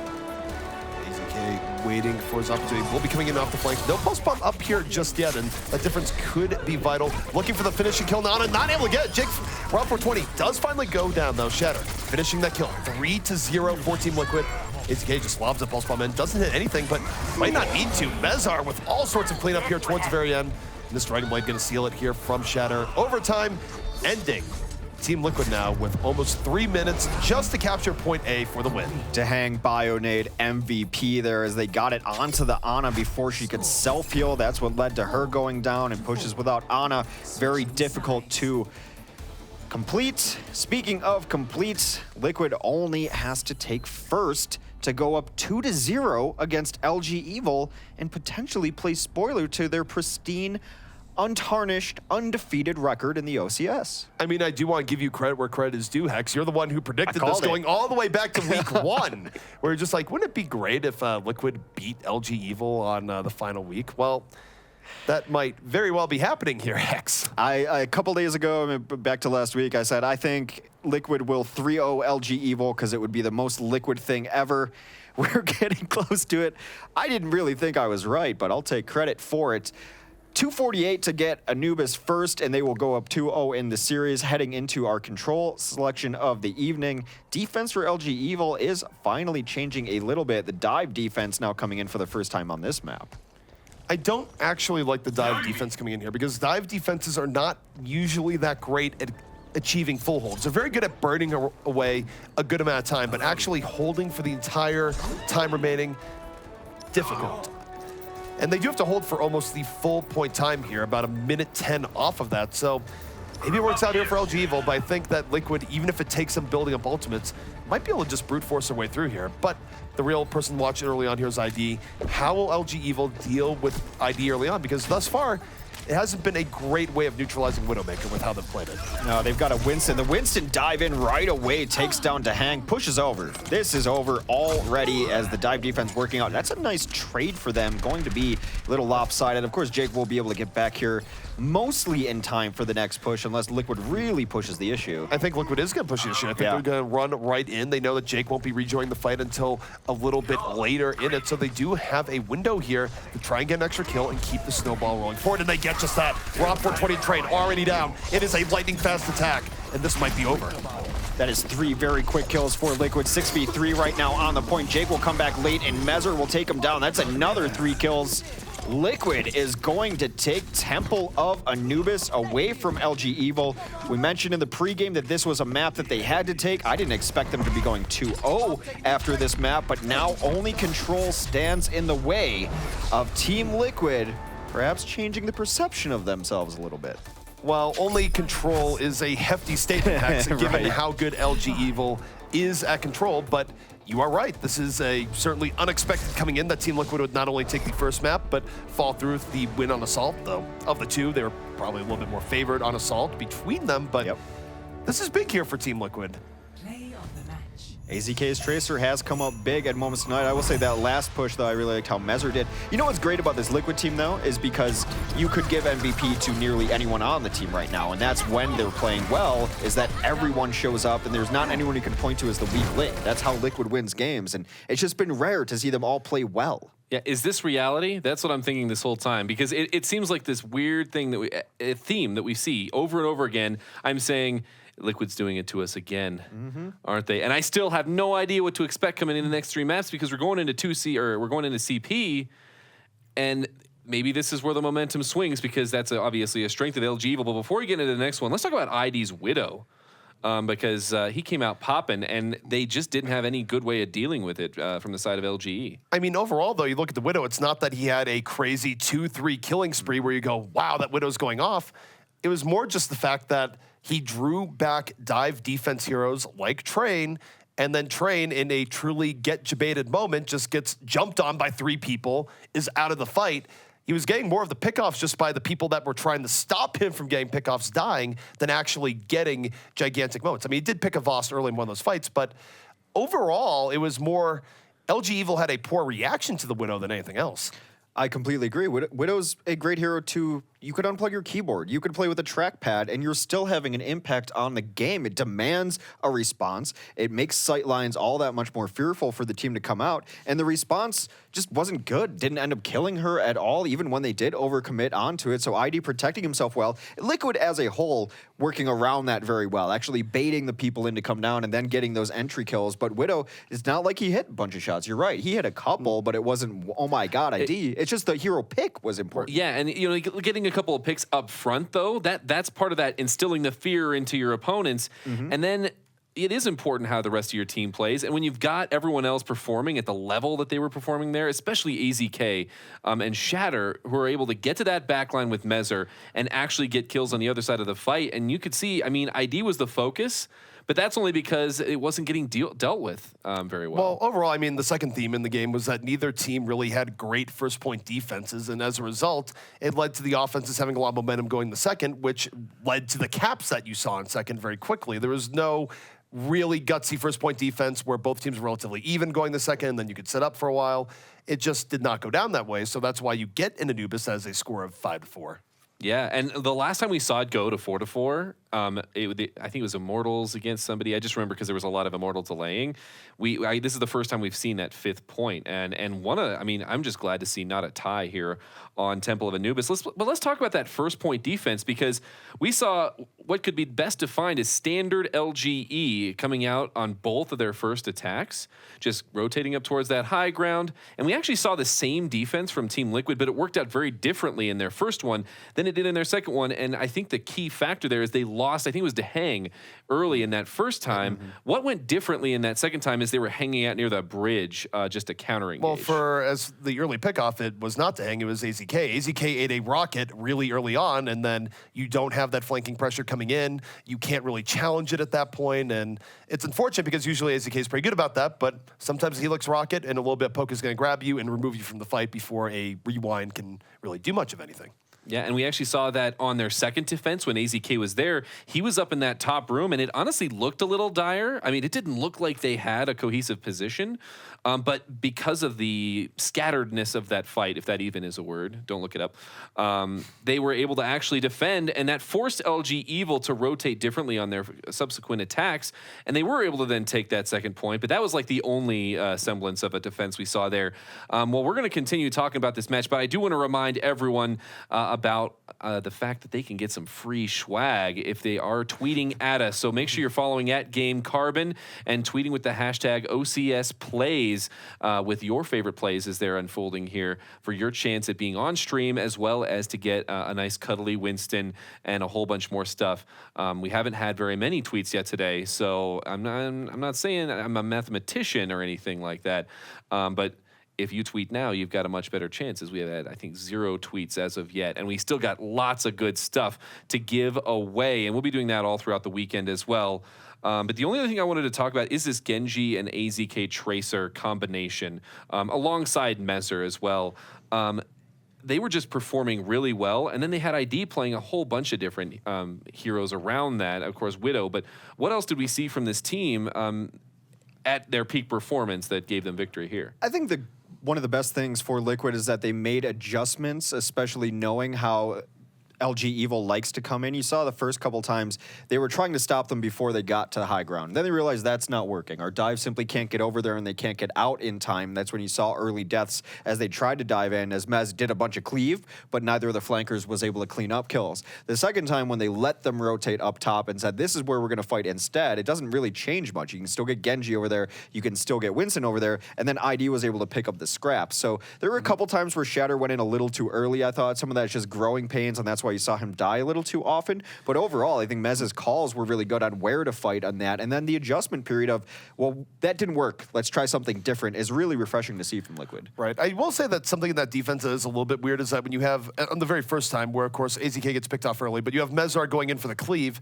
If you take a look where ID is and all that, ID is not really in a great position to go in and help that. So sightlines are important to keep in mind for those sorts of flanks. Now, I guess it depends on what Mezar is going for there. Maybe he's just trying to build up a bit of ultimate. But I feel like if you're going to go in as a Winston into a group of 5 people, you need something right there with you, like a Genji, that can immediately dive in and maybe get a quick kill off that Winston damage. Because if you don't, you're very likely to lose Winston. That's where we lose more Winstons on that sort of play, ladies and gentlemen, than any other play in Overwatch.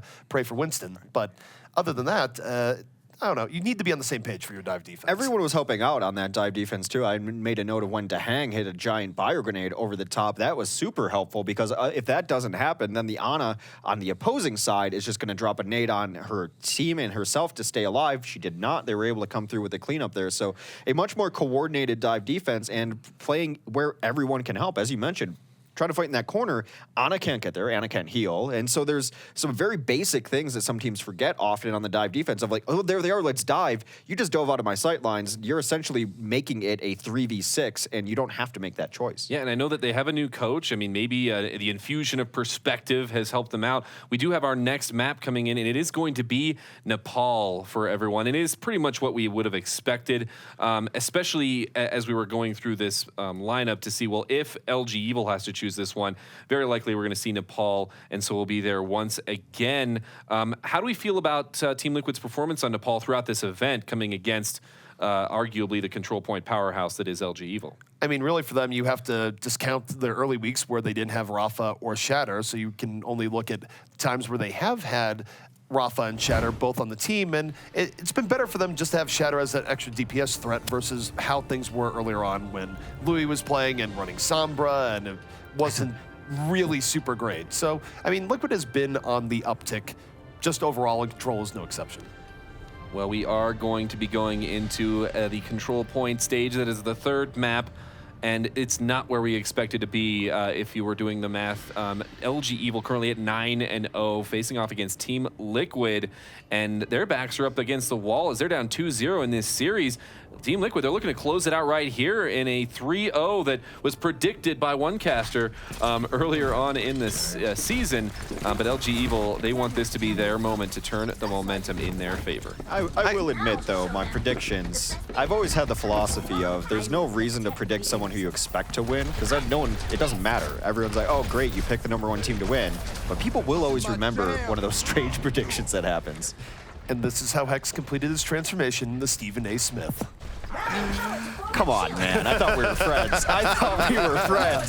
All right, so the push will come in here on to mid. AZK already taking down Jake. That is such a big source of damage for LG Evil that they're already just going to back out. The deflected fire strike will ensure that they do so. Point has not even unlocked yet, but you'd have to say Liquid very likely going to get this first point and won that first fight because they were able to take down Jake. AZK playing very well. Jake's been getting picked up first a lot here, and Parv has been Liquid focused again, but here comes Liquid again.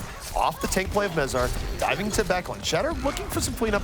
No one actually low enough here for him to get that, though. In fact, LG Evil doing much better here. You take a look at the poke between both teams. They have 3-1 now.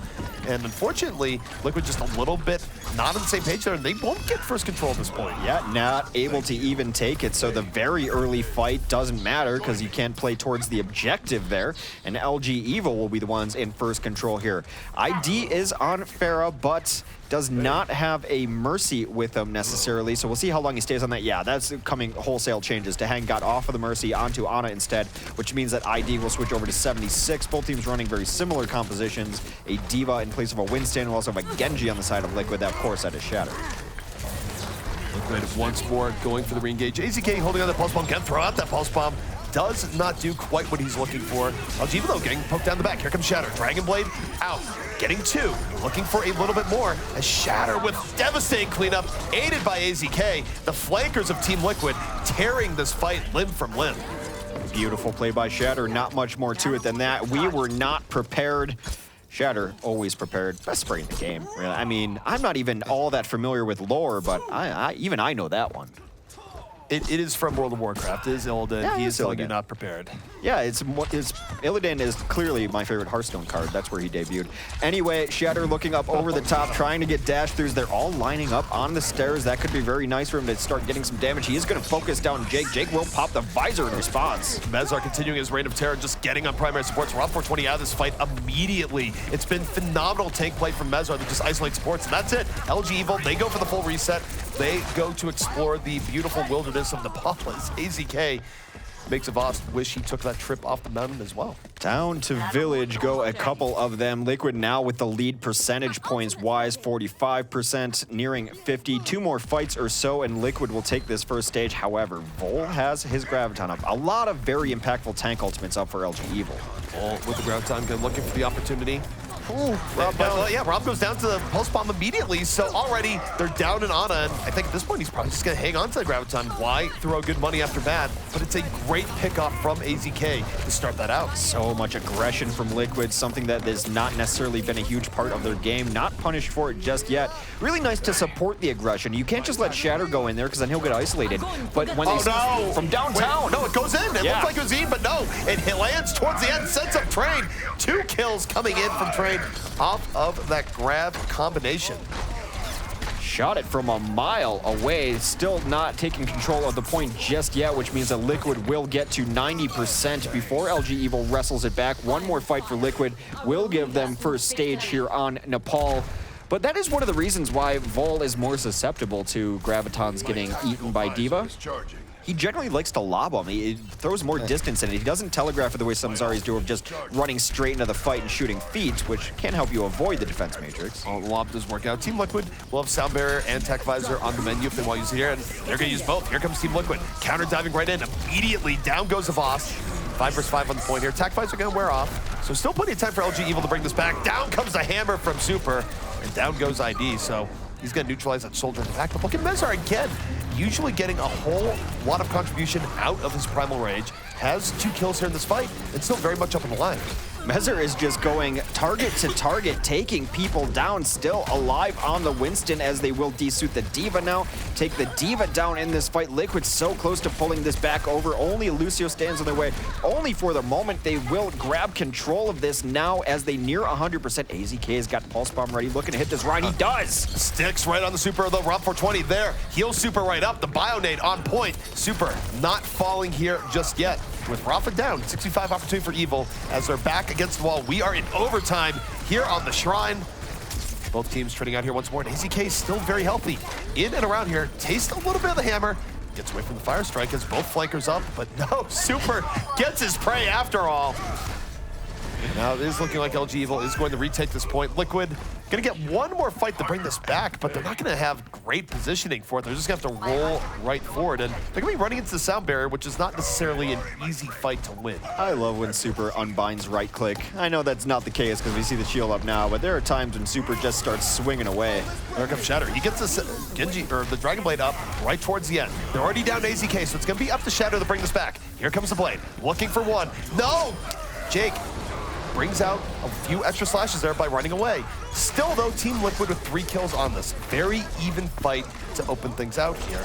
Shatter, though, still up, flanking, making the most of this, and Liquid starting to turn this back around as the sound barrier drops. Everyone's so low. Dash resets coming in from Shatter as he does get another dash through on the Tracer, the only one left alive. Liquid 99 to 99, trying to bring this back, trying to wrestle control of this point. We are deep into overtime. The Pulse Bomb will come out. They will find Jake eventually. Liquid has taken the point back and will take the Nepal map lead. I gotta say, I'm going to be most worried for Liquid here if they get the round, this upcoming round, because then they would be in perfect position for the reverse sweep inception, where they get reverse swept on Nepal and then reverse swept for the series. I'm not saying that's gonna happen. I'm just saying that I've been hurt before by Team Liquid. Can't have that negativity. It is a bit like having an ex of, she's changed. She's changed, she's a better person now. Team Liquid making me fall in love all over again. I mean, ultimately in the tournament, it doesn't mean a whole lot, but every match in Overwatch means a lot, perception-wise. It's Sanctum, let this happen. Jake, stay on that hero. Turn it up. Yes! Jake, fan favorite. Give us that Orisa camera. On I want to see some people look for Mondetta's gold. Well, already just going into the shield battle here, and she can be very good in the shield battle. Pulse Cannon goes up. They will launch in. A couple shields are going up front to supplement. They are diving Jake in the back line here. Still, though, look at all this damage. Well, he is laying in the damage to AZK, going to be forcing him back. His shield's still up. He's going to be able to put a new one up soon. 2 unanswered kills here by LG Evil. And Orisa right now, you see Jake in the back, laying in the damage to anyone who's in there. Not really under a whole lot of pressure. Yoink. He's looking for the knockoffs. But hey, it works out. Orisa, the first successful use of Orisa here in competition as LG Evil able to grab that first point. Well, this is fun to watch. Jake just widening his hero pool ever more. Already has one of the deepest hero pools in all of Overwatch. Adding Orisa into that here. Mini grab up. I got everything up. It really does help with the shield battle. I mean, obviously adding another tank with a shield on is going to make sure that your Reinhardt stays very, very healthy. Team Liquid now running dive compensation. We'll try to dive right in. Mezzer gets the boost. Mezzer going deep in on that nano boosted scientist. Gets some towards the very end, but it still leads to 2 kills here for Team Liquid. Jake flanked on all sides. Down goes the body's protector in Orisa, and Team Liquid making this a very decisive fight. 4 unanswered kills here, and a little bit of delay coming into the point, but delay is all it will be as taking that long, long ride into the pit is trained. In my brief time with Orisa, I think AZK is going to be the one to deal with it. She does seem very susceptible to Tracers, able to get around that shield and force out the Fortify. Jake still on it, though. It's going to be really interesting to see where this ult goes. I mean, anything we see with Orisa right now is just all new. The thing about the ultimate is that it is very vulnerable to damage. It can be taken down very quickly, but while it's up, it's a gigantic damage boost to everyone in range. Think of it as one Mercy putting damage boost on 6 people at once. It is huge. But LG Evil right now trying to move around. No, they're going to get angry. Winston in their face. They drop the damage boost ultimate. We'll see where this goes. AZK at the Pulse Bomb takes down that boost ultimate immediately. 5 versus 5 here on the point, and LG Evil's bringing this back around. Yeah, it was enough to do all the damage in there. They still will get a barrage over top. Rafa does take down Super, trying to bring this back, but it does not seem like they have enough, and with Shatter going down, it'll very likely be Evil taking the point back, and it will. Damage contribution from Orisa here actually fairly significant, and what you're seeing here is that as the fight breaks down into less and less numbers, it feels like it's much easier for Orisa to survive and just really bully the remaining members still up and around. And here we still haven't even seen people thrown into a pit, which is very much a possibility. Absolutely. Every 8 seconds, you will have a mini graviton to yank people off the cliff. Of course, not the same effect. An interesting shield there as they do sense the rotation coming around, and now Super's going to come in. They will boost Mez yet again. Why not? He's been one of the best players for Liquid today. Fortify out here from Jake, under pressure. Gonna have to back out, gets the health back just in time, but no, not able to speed out there. Here comes Team Liquid flanking in from all sides. Down 2, and I gotta say, I love how Mezar has been playing here. His ability to get into the back, set up good engages for AZK and Shatter, it's been great. He's been a terror. He's been an absolute terror. I mentioned yesterday that Mezar's Winston gets better every time I see it. Today, no exception, playing even better than he did yesterday. And it's been a joy to watch him on that Winston. 54% to 90% now on Sanctum. All LG Evil needs is one more successful fight, and this will be the most successful rest of the game we've seen. But oh no, the pulse bottom's up back. Kaboom! Both supports out of it to start things out. Kobe. Beautiful. Just, there's no other way to say it. That's a perfect pulse bomb. You couldn't draw it up any better, taking down both supports. Single ultimate, ending that fight. AZK in the chase, already at 40% on the pulse bomb again. Shatter now holding on to Dragon Blade, and you gotta think he would love to turn this room into a party room. He can be supported by the sound barrier, so a lot of problems here for LG Evil. They need the Earth Shatter from Super to negate Shatter. If Shatter isn't knocked to the ground, it's actually gonna be very difficult for them to win this fight. Look at Mezar just stalling this out, making them expend resources just to get back onto that point. Shatter pulls out the Dragon Blade, looking for the finish. Going into the back line, getting pulled really far out of the fight, but Rob 420 is gone. 3 kills to 0 for Team Liquid. And Jake looking for a crazy pull at the end, not gonna get it. Jake still roaming on the point all alone now. Super will go down to Mez. That is a boop that almost knocks Train off, but Train, of course, with jet boosters gonna stand. The boost on to Tracer, not something you generally see, but why not? It is a celebratory barrage coming over top as Avast unable to get to that point. Team Liquid bringing it to LG Evil today. They are one stage away from sweeping Nepal and sweeping the series. LG Evil, of course, has solidified their spot as the #1 seed. Undefeated in OCS so far. Maybe they can muster up some pride in that and try to play a little bit more, but Liquid has looked good today. I don't even think this is an issue of LG Evil taking the day off or anything like that. This Liquid team looks like they're playing very well. I mean, it might be. I would say that we don't know what LG Evil's preparation routine is. Maybe they have many a warm-up scrim before going into a Carbon Day. Maybe they said, oh, we'll just keep it light, we'll play, whatever. You don't really know what's gone into it, but LG Evil has been more often than usual, and Team Liquid, to their credit, has been far more on. And for me, the biggest story is still the emergence of Mezar as just a shutdown Winston player that has been making Rob 420's life very difficult here in the series. He has been phenomenal on it, and you will see some focused fire onto him. Not enough, though, as both flankers go off for Liquid. 4 quick kills. Point not even unlocked yet, but Mezar gonna start squatting that point. I do love the narrative that Winston is a vagabond trying to find a new place to live after squatting in Gibraltar for so long. Well, look, he had a good thing going in Gibraltar. It's just you have that attack by Reaper. Suddenly, people get alerted, and it's just a whole mess. And they go, why has he been living here for the last 10 years? That wasn't allowed. Yep, alerted the authorities on Gibraltar. Now Winston hopping place to place, as is his narrative. Mezar does eat a Bionade early, but getting a lot of damage in and out. Already dropped down. Well, Mezar going to get that early kill, but the rest of his team falling around. He's still in this fight, so it's a 1 kill advantage right now for LG Evil as they roll back in. Shatter and Mez still around. No, Mez is going to fall. So with Mez out of this, this should go more in LG Evil's case. It was just a slightly better engage. Caught the backline of Team Liquid off guard. 30% on the board for LG, or for Team Liquid, rather, as they had first control of that point. LG Evil will equalize things rather quickly, as that is how control maps work. ID out here on the 76. Ought to not see a Pharah here, but this is one of the stages that can, Pharah can be shut down on pretty easily. The entry will come in, Volt trying to push them back. Train takes out ID with a pulse bomb in the back. Special delivery, the idea to start this out. Volt going to go very deep here, and it works out. He makes enough distraction for Train and Jake, and now the flankers of LG Evil coming into Vogue, coming back in, and I'm just gonna reference this once more here. Even though this round is particularly even, we would now be in reverse sweep Inception territory if LG Evil came back and won this map. You gotta keep jinxing it. You gotta keep jinxing Liquid. I just want to be the guy that called it early. Now our calls are going against each other, but it's fine. I'm just ready for Overwatch. Jake gets the Dragon Blade out here, ZP. Jake going in deep, looking for the hang, gonna take the hang. Exchanges that Dragon Blade for just an Ana kill, but taking out Ana pretty effective early on the fight. Still 5v5, both teams down. Ana's in fact, as Vol moving in here. Primal Rage out, trying to buy some time for the rest of his team as Shatter takes down 2. So off Shatter's Dragon Blade.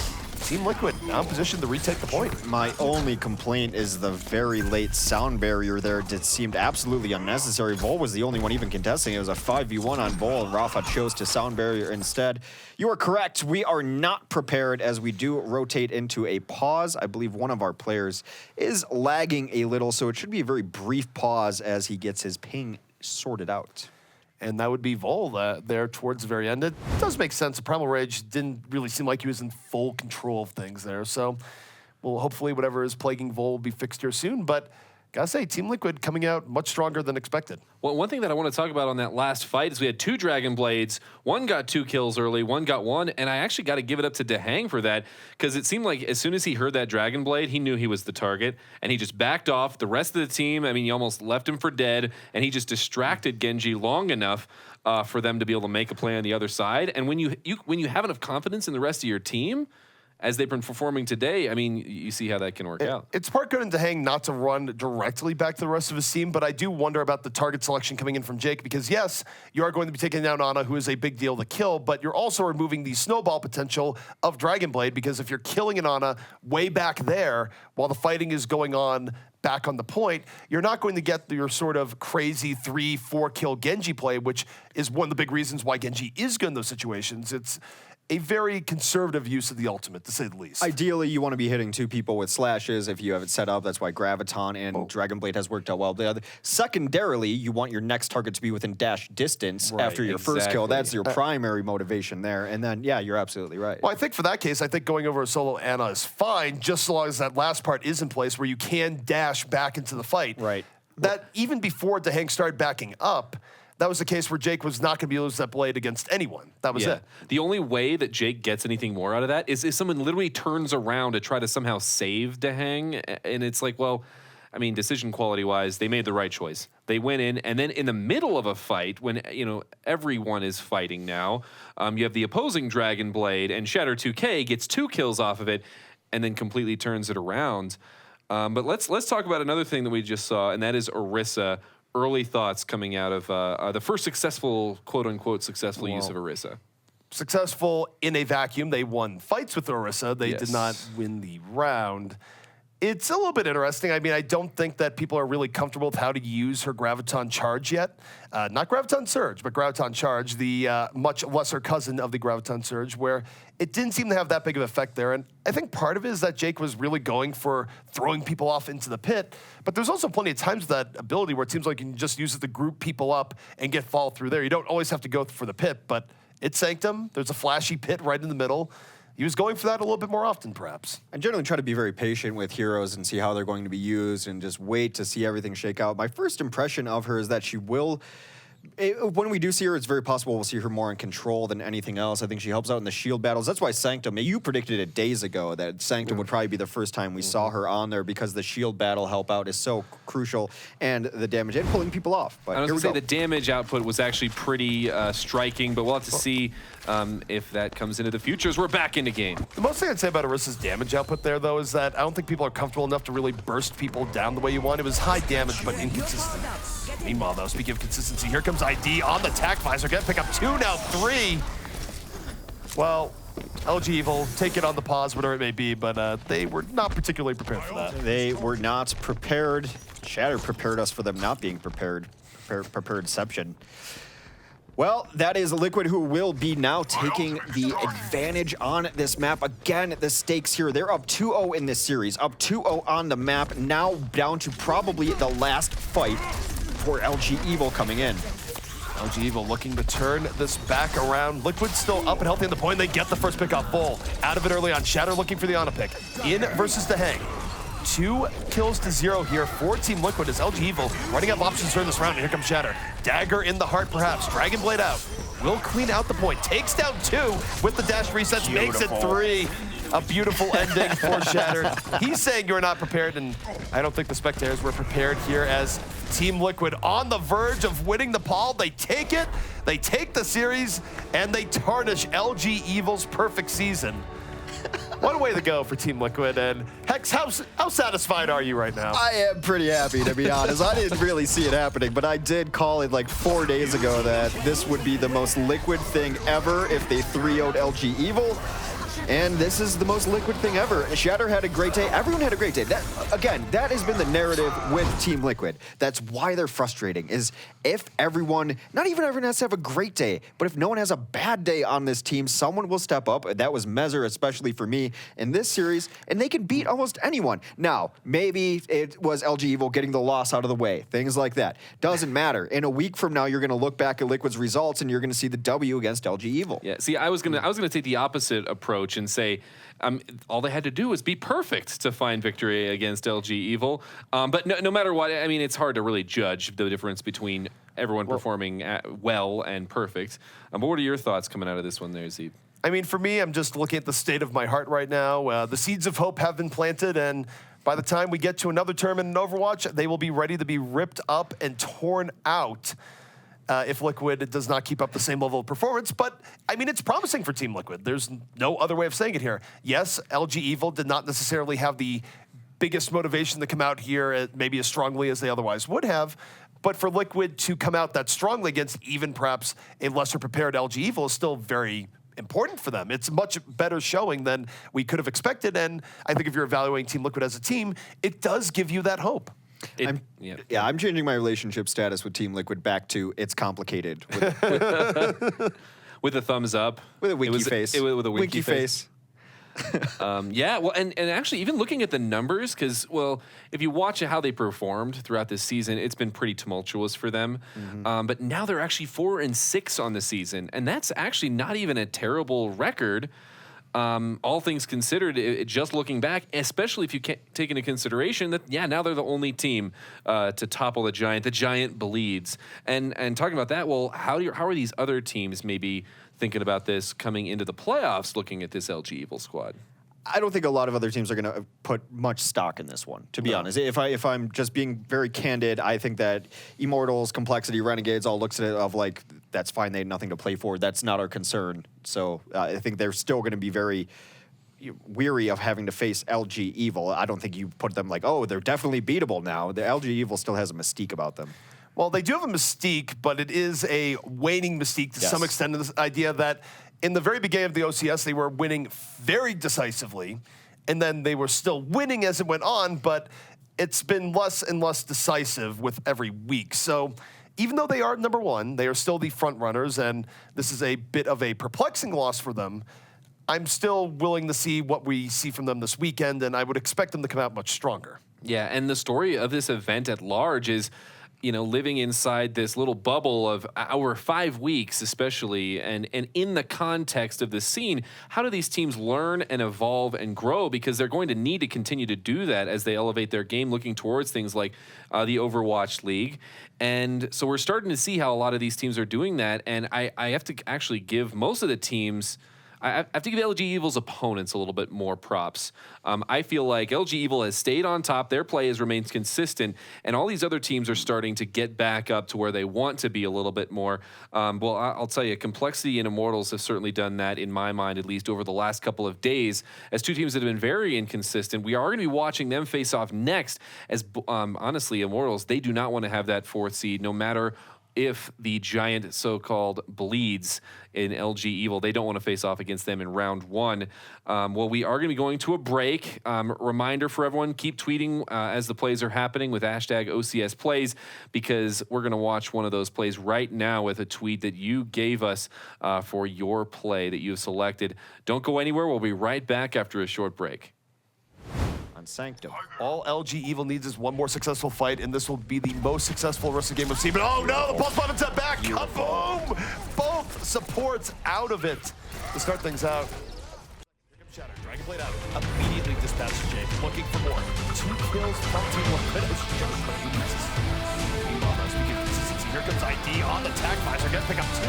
Well, actually, very charged jump. He's gonna drop the round ton. Picks at 3. He is his own follow through as he takes down 2. Crane adding a little bit of explosive spice. Very likely be Evil take the point back, and it will. Damage contribution from Orisa here. Super is looking for here.